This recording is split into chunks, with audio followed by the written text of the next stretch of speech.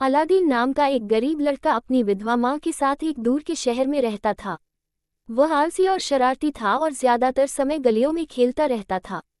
एक दिन एक जादूगर, जो अलादीन का चाचा होने का नाटक कर रहा था, उसके पास आया और उसे अमीर बनाने का वादा किया। जादूगर अलादीन को शहर के बाहर पहाड़ों की ओर ले गया और एक छुपी हुई गुफा का दरवाजा दिखाया। उसने अलादीन से कहा कि वह उस गुफा में जाए और वहां से एक पुराना जादुई चिराग लेकर आए। गुफा में अलादीन को ढेर सारा खजाना मिला, लेकिन जादूगर ने उसे सिर्फ चिराग लाने को कहा। साथ ही अलादीन ने एक जादुई अंगूठी भी पाई।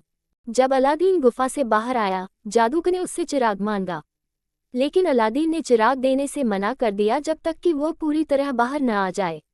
गुस्से में जादूगर ने गुफा का दरवाजा बंद कर दिया और अलादीन को वहां छोड़कर चला गया।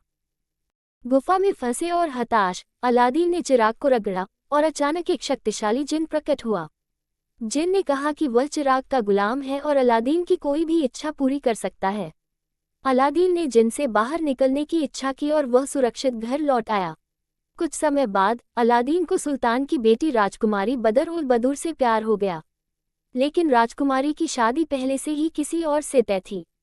जिन की मदद से अलादीन ने राजकुमारी का दिल जीत लिया और सुल्तान ने अलादीन से उसकी शादी की अनुमति दे दी।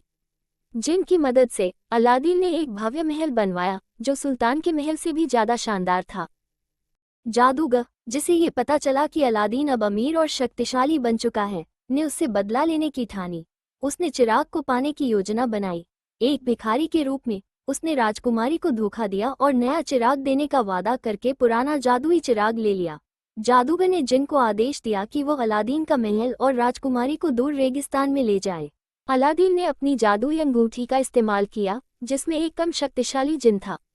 ये जिन महल को वापस नहीं ला सकता था, लेकिन उसने अलादीन को उस रेगिस्तान में पहुंचाया जहां उसका महल और राजकुमारी थी।